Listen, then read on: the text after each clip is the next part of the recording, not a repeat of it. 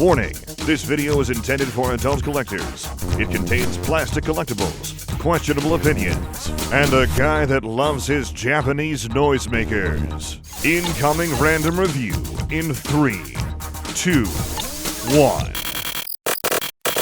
Hello everyone, welcome back to the TJOmega channel, and as you can see, Cyberworld is upon us. So I am going to do my due diligence as a toy reviewer and take the bullet for everybody who does not want to experience these toys directly but are still curious about how they turned out, because I think most of you can kind of get an idea of how they turned out. So for the most part, let's just focus on what they are for now. So we're going to get Snarl out of the way here. We'll save him until later. Today we'll be discussing the two Autobots from the original wave of Cyber Changers. And that is going to begin with Optimus Prime here in truck mode. And we've got some issues. No. We've got about as many issues as, Spider-Man does. But yeah, it is truck shaped. I will give it that. As Optimus Prime trucks go, I mean, the overall shape is fine. Like, no division in the windshield is a little bit weird, and I could really use some silver or gray or anything on that grill. Looks really, really weird, just being flat red in the front. Now, I suppose you could kind of imagine all that exposed parts being like the stripe that traditionally goes through Optimus Prime's vehicle mode. Or you can just see the robot mode pelvis, hips, belly, and fists that are exposed and go, wow, they didn't even try. So yeah, it's essentially just a gimmicky figure for kids. But this is the kind of toy where I feel like it's almost insulting for kids, because there's no way around it. This looks terrible, even if I account for the fact that, well, it's just for little kids. I mean, this still barely looks like a truck. And look at how hollowed out the back of it is. Optimus isn't a dump truck. He shouldn't have a truck bed. That should not exist. It's just unfortunate. Like, on a higher budget toy, you could absolutely see where there would be a panel to cover up a lot of that junk, and obviously a lot of paint. A customizer could go nuts on this toy and really make some things shine, but you can't get rid of that. This takes a 3D printer, and this takes someone who can come up with, I don't know, I guess it would end up being a shield. I don't like just defaulting to a shield, but yeah, what else are you going to do to cover up all of that? Granted, it's the kids line, so it's not going to have anyone doing that much work on it. So, let me at least transform him, so you at least get an idea of how that goes. Okay, so unpin all of that. It does pin down to the pelvis, so, that's where the connection point is. Yeah, and these all have, weird automorphing tricks to them. So, for, Prime, I'm going to lift this up. And I'm going to swing this around, and that is going to make his head rise at the same time and come up through the top. Okay, that's kind of neat that all of that's kind of intermixed. And then for the legs, we're going to split them open. At the bottom, they clip in at the blue sections. However, there is also this butt flap. And now for the butt flap, you are going to need to open up his hips just a little bit and push them back, because that's how it locks into position for the vehicle mode. So that frees up the hips, and that gives you your Optimus Prime in the robot mode. Now, granted, in this mode, yes, he actually does look considerably better than the vehicle mode does, because obviously this is where they were prioritizing. And if you've seen the cartoon, yeah, this is decently accurate to how he looks. The tires on the underside of his forearms, the lack of division in his windshield that we've already discussed. Yeah, that's pretty much Optimus Prime in a nutshell in that cartoon. So, I'll go in close so you get a better look at him. Now, to be fair, head's well sculpted. It's got focus issues. But yeah, that actually looks pretty good. I'm not really going to complain on the sculpt here. That's a decent looking Optimus Prime head, clearly painted eyes and mouth. You do get a little bit more paint going on here. The belly is now silver.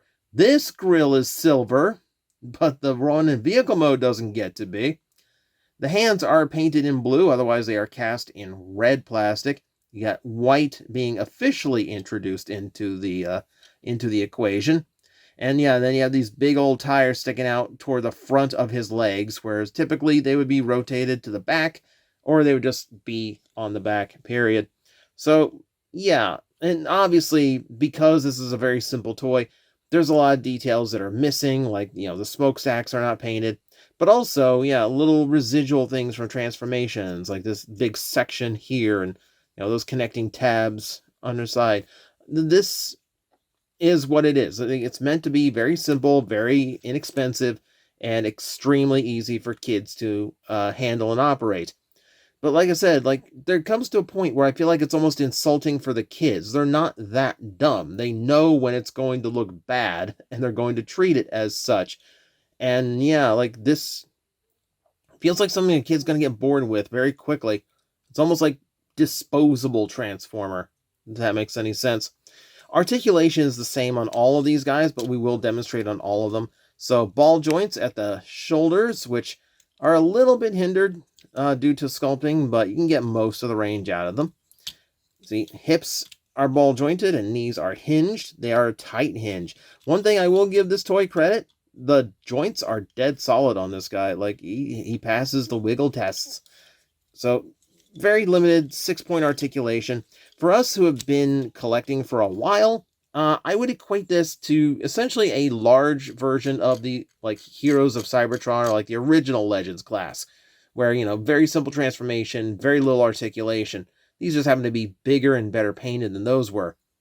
So let's get Optimus out of here. I should mention, these are 5mm ports. You can have him holding typical weaponry, and you do have 2 on the back just in case you want to use those. So I guess he's got a little bit of optional play if you've got the parts. Okay, so we're going to set him to the side for now, and then we're going to bring in our Dinobot. Or is it a Dinobot? Because, aesthetically, this is an interesting choice. Snarl is not usually depicted in brown, yellow, and orange, but here we are. He is also asymmetrical, as we have a silver arm and a yellow arm, both with different details, spikes and exhaust pipes, respectively. And then, yeah, it just kind of continues. Nice silver paint on the tail. You have the fins coming up with gray plastic there. This is not bad. This is not bad. The forearms are painted here. I believe, if I remember right, yeah, that's all sculpted in silver. And then everything else you see is the paint. Yeah, let's see. Yeah, never mind. I was going to point out, Optimus's Autobot symbol up there, which is weird, too, because there's not one on his shoulder. There's one on Snarl's shoulder, though.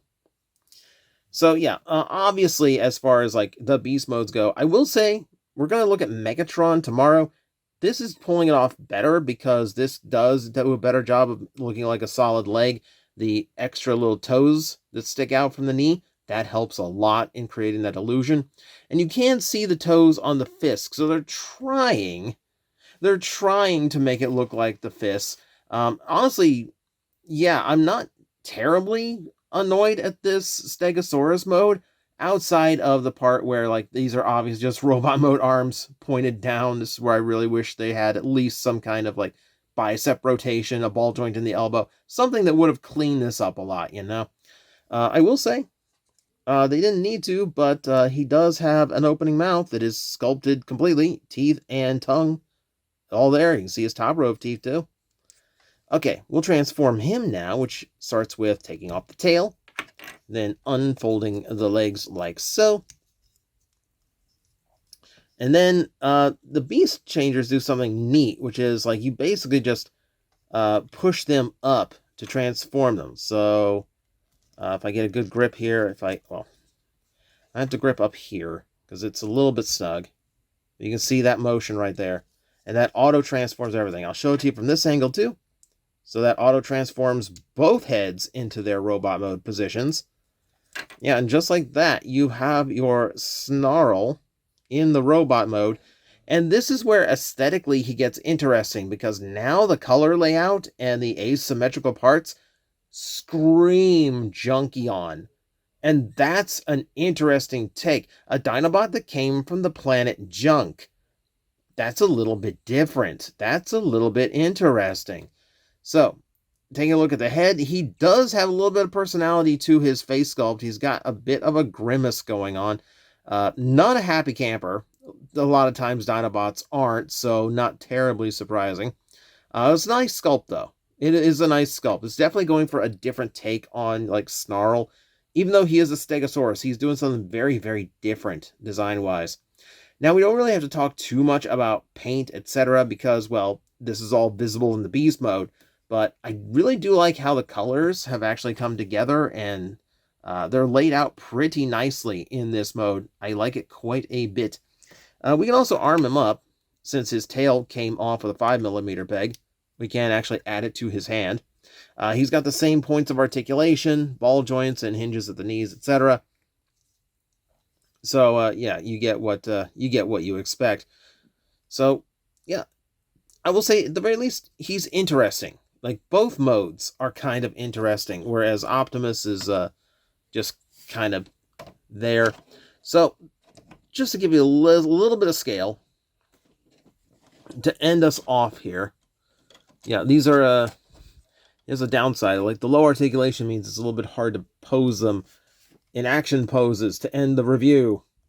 But they do have the slanted feet thing. So, like, they are stable with their legs apart, which is good. So, just as a comparison here, since we got a couple Autobots on the field, I thought, let's bring in someone, like, wholesome and nice as comparison. Like the shining example of just a good guy Autobot. Wheelie! And this is the core class Wheelie, so now you get a good size comparison going on. These guys, like, if you include, like, height and width to them, are about twice the size of the core class toys we had gotten before. And keep in mind, both the Cyber Changers and those core class toys, both $10. So, yeah, you see where the complexity and the extra articulation is definitely causing the price on the core class toys. Whereas Hasbro seems to be perfectly capable of just making a $10 toy that is at least functional as a simple transformer for kids. But that is going to be the two Autobots from Wave 1. Optimus, good looking in robot mode. That vehicle mode is rough. And then Snarl is just interesting all around. I'm actually super curious to see what he does in the show, given his interesting design direction. So, that is it for part 1 of this wave. Join me tomorrow where we'll cover the Decepticons in the line. Hello everyone, I am Astral Agent Magnetar, a Tokusatsu VTuber, and I am streaming 4 times a week over on Twitch, Monday, Tuesday, and Wednesday afternoons, and a special late night one on late Friday/early Saturday. So come watch, come hang out, and let's make an impact together.